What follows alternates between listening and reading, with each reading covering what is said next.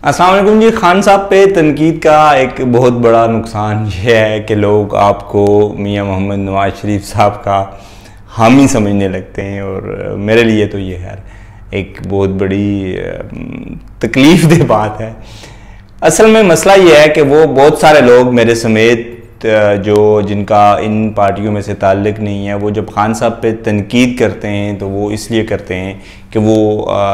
हम उसी कैटेगरी में थे कि वो कहीं ना कहीं हम शायद उसका उतना ज़्यादा इजहार नहीं कर रहे थे, लेकिन हम ये समझ रहे थे कि शायद इमरान खान साहब के आने से मुल्क में बेहतरी ज़रूर आएगी। और मेरी तरह वो बहुत सारे लोग जो बैरून मुल्क बैठे हुए हैं और अपने मुल्क में रहना चाह रहे हैं, अपने ख़ानदान के साथ, अपने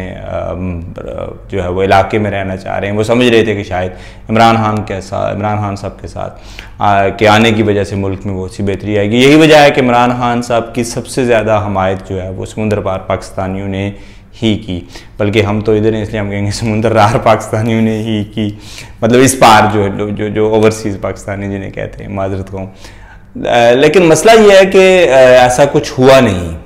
और इमरान खान साहब ने इस सारे सियासी कैरियर में, सियासी सफ़र में गलती कहाँ पे की। हम 2 मिनट के लिए इस बहस में नहीं पड़ते कि इमरान खान साहब मुखलिस हैं या नहीं हैं। हम फ़र्ज़ करते हैं कि इमरान खान साहब बिल्कुल मुखलिस हैं, और इमरान खान साहब इस मुल्क से जो गुर्बत है, महंगाई है, बेरोज़गारी है, बदअमनी है, माशी बदहाली है, ये सारी सूरत हालें ख़त्म करना चाहते थे। मगर हुआ यूँ कि इमरान खान साहब ये समझ रहे थे कि इन सब का एक ही हल है कि वो वज़ीर आज़म बन जाएं। एक बहुत पहले टीवी पे ऐड आता होता था कि डूंगे पानी दा इक्को हल नवाब ट्यूबवेल। तो इमरान खान साहब समझ रहे थे कि अगर वो वज़ीर आज़म बन गए तो ये सारे मसले जो हैं वो हल हो जाएंगे। और ये सारे मसले इसलिए हैं चूँकि जो मौजूदा हुक्मरान तबका है, पाकिस्तान पीपल्स पार्टी की क़यादत हो या मुस्लिम लीग नून की क़यादत हो, ये हैं करप्ट हैं, बदउनवान हैं, और ये जो पैसा जो है वो रोज़ाना की बुनियाद पे एक बहुत बड़ा पैसा जो है वो खा रहे हैं। और उसमें कोई शक नहीं है कि पाकिस्तान की हुकूमतें जो भी आई उन्होंने इस मुल्क को लूट का माल समझा और लूटा। अगर लूटा नहीं तो फिर ज़ाहिर है इतनी बड़ी जागीरें, मिलें कैसे बनी, है तो एक बड़ा आम फहम सी बात है।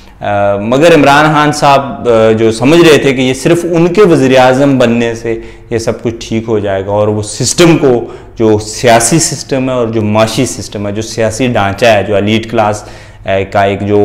आमराना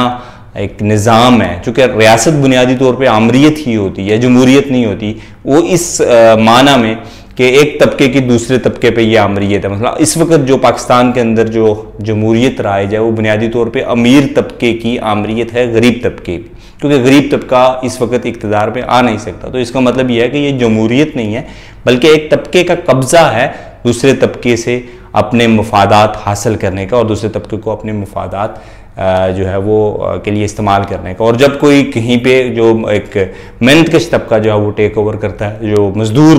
की क़यादत जो है वो अगर रियासत को टेक ओवर करती है, तो फिर वो एक कब्ज़ा होता है, यानी वो एक आमरीत होती है एक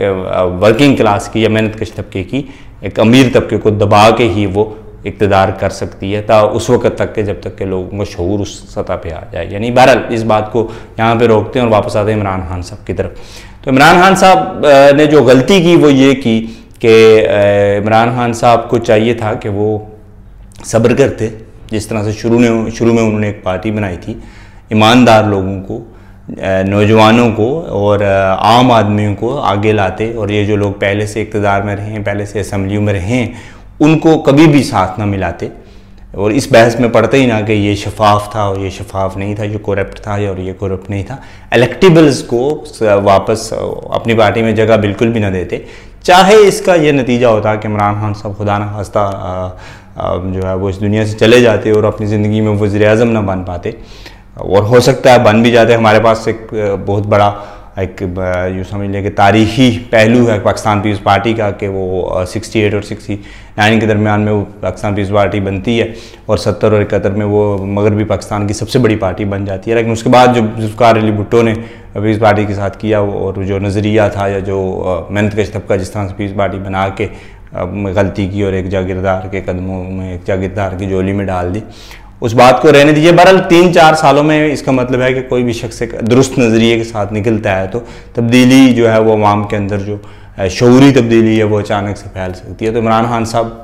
हम फ़र्ज़ करते हैं कि वो अपनी ज़िंदगी में वज़ीर-ए-आज़म ना बन सकते, मगर वो एक ऐसी जमात इस मुल्क को दे जाते, एक ऐसी पार्टी इस मुल्क को दे जाते जिसमें मुखलिस लोग होते, जिसमें क़यादत में लोग जो हैं वो ईमानदारी की बुनियाद पे, मेहनत की बुनियाद पे और जमहूरी मरकज़ियत की बुनियाद पे नीचे की सतह से, महल्ले, शहर और सूबे की सतह से जो है वो मरकज़ में आते। वो इलेक्टेबल्स ना होते, वो जागीरदारों सरमायादारों के बेटे ना होते, वो गद्दी नशीनों के बेटे ना होते, वो साबका हुकूमतों में ना रह चुके होते। तो ऐसी जमात जब इक़्तिदार में आती, चाहे देर से आती, चाहे और बहुत सारे इलेक्शनों में जो है वो उनको शिकस्त का सामना करना पड़ता, मगर जब आती तो वो पूरे के पूरे सिस्टम को तब्दील कर सकती थी, वो पूरे की पूरी सूरत हाल को तब्दील कर सकती थी। मगर कहा जाता है कि इमरान खान साहब को शेरवानी पहनने की बहुत जल्दी थी और उन्होंने कहा कि हम फ़र्ज़ करते हैं कि इसमें जनरल पाशा साहब का कोई ताल्लुक़ नहीं था, ये जो है सिर्फ और सिर्फ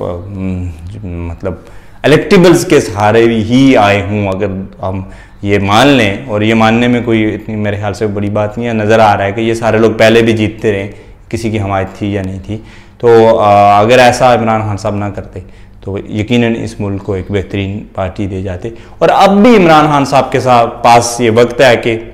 अगले इलेक्शन में वो अभी से ऐलान कर देंगे कि ये सारे लोग जो हैं, जो मेरी टीम थी, जो मैंने दूसरी पार्टी से इकट्ठी की थी, इसने ये गलती की है, ये ऐसे नहीं कर सके, ये मसाइल मुझे पेश आए हैं, मुझे ऐसे ऐसे काम नहीं करने दिया गया, लिहाजा मैं अब टिकट सिर्फ और सिर्फ नए लोगों को दूंगा, उनकी मेहनत, काबिलियत, सलाहियत और जमहूरी मरकज़ियत की बुनियाद पे। अगर इमरान खान साहब आज भी ऐसा कर लें तो इस मुल्क में एक हकीकी तब्दीली ला सकते हैं, मगर मेरा नहीं ख्याल कि ऐसा कुछ होगा। आपका क्या ख्याल है, ज़रूर बताइएगा।